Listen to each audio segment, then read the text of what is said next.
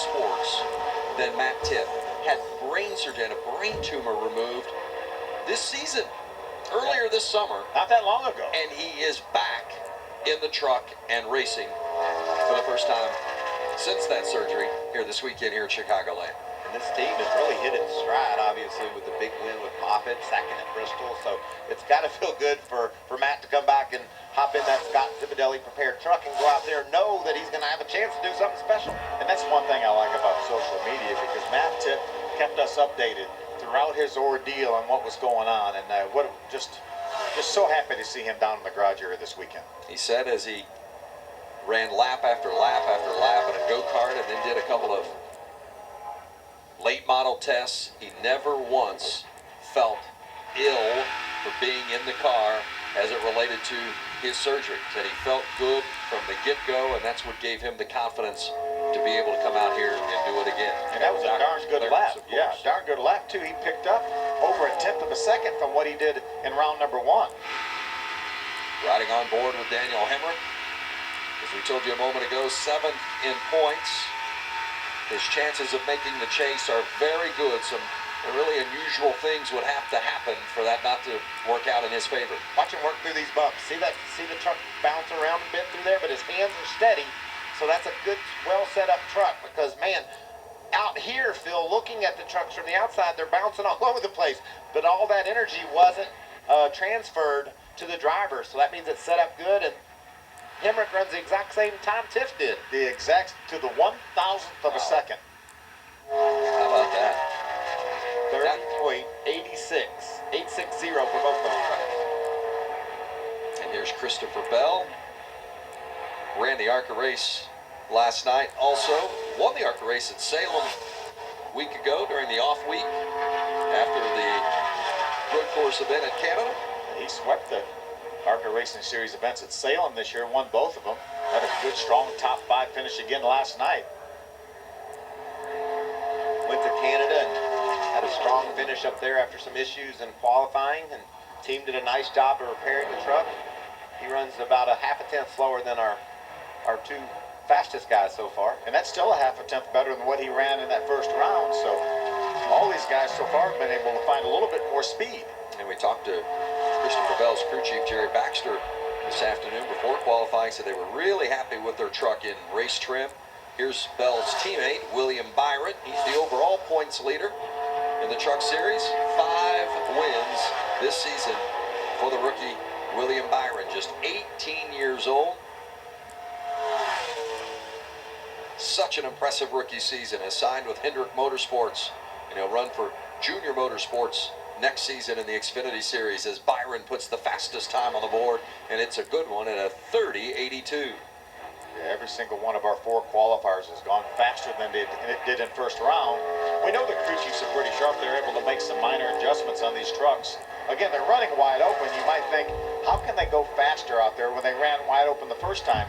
But sometimes these things maybe want a little less grip, a little bit of that goodie off the tires. Maybe we'll keep them from bogging down a little bit. Or that adjustment we heard John West Townley talking about, that he felt like his truck was indeed, like you're saying, feel tight in the corners, turning the wheel too much. He asked for an adjustment. We'll see how that plays out.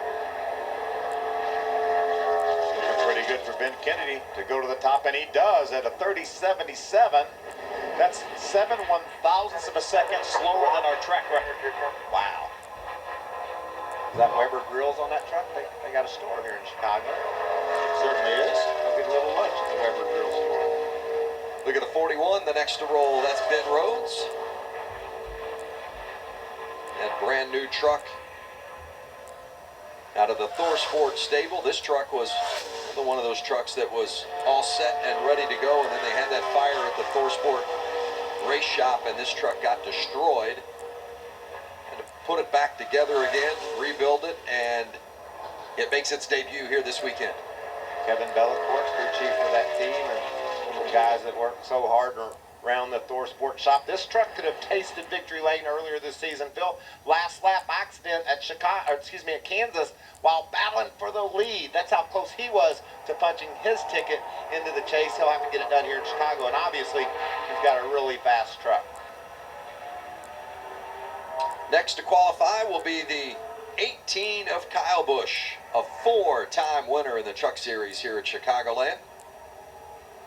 If you weren't with us earlier, talked about the fact that Kyle was not here to practice the truck yesterday, so last year's series champ, Eric Jones, drove the truck yesterday in practice. He actually did the same thing last year. Eric Jones was able to practice the truck for Kyle while he was off doing his chase duties in Chicago. In fact, 2 years ago, in 2014, he practiced for Kyle and ended up, Kyle had to start at the back because qualifying then was rained out. So Kyle wasn't able to qualify the truck, so Kyle had to start at the back, still came from the back of the field to win the race. I think he might have had a speeding penalty as well. Yeah, it was a lap down at pretty late in the race. So Kyle Busch ends up third. And here's Tyler Reddick, a 2-time winner last season, but still seeking his first win this season, and he'll need a victory tonight if he's to make the chase. Yeah, really pretty simple for Tyler Reddick, Doug Randolph, and that team. You got to win. Win and you're in, and he knows it. And this truck, with all the latest updates, the latest, the greatest, some time in the wind tunnel to get ready for this race this weekend. No need saving anything for next week if you're in their situation. You heard the side skirts dragging a little bit through the pad bumps. Yeah, you see him just pedal down, and he's pedaling toward the fastest time. And he got it. Tyler Reddick, 30.76. In fact, 30.76.4. That's a new track record. A new track record. That's as fast as anybody's gone around this racetrack. And they're going to line up tonight, Phil, and even go faster than that. They'll be drafting. The speeds will be above 180 miles an hour. By 0.004 of a second. John West Townley. Can he better that mark set by Reddick? Looking pretty good so far.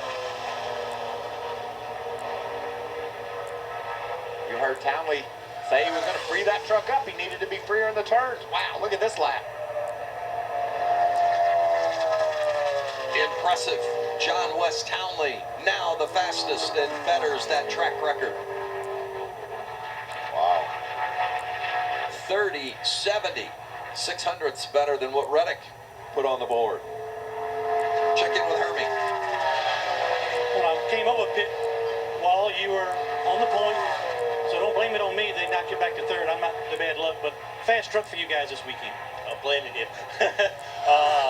No, we got to get Weber Girls Chevrolet this weekend. I'm actually really excited about it. So this is an opportunity for us to test for something that would be similar to a chase like Vegas or Texas. So just trying some different stuff this weekend, and our guys are on point. We had a good pickup there from round 1 to round 2, and I think we're better in race trim than we are qualifying trim. So I'm really looking forward to tonight. And Ben Kennedy obviously locked in with that big win at Bristol a couple weeks ago. As Suarez puts the second fastest time up. Interesting, Kennedy said something that we've heard a variety of different drivers say. They feel like they're better in race trim than what they are in qualifying trim. That's the case. We're going to see one heck of a race tonight. Yeah, but these guys, had a couple hours of practice, and they spent most of their time in race trim, and that's what they worked on. And we talked to Matt Crafton earlier, who didn't make this second round. He said we didn't even try to make a qualifying run. So that's what the big money pays, is who gets to victory lane tonight. Gallagher's going to take a shot at this pole. Looking pretty darn good. How about it? Wow. Spencer Gallagher. 30.70.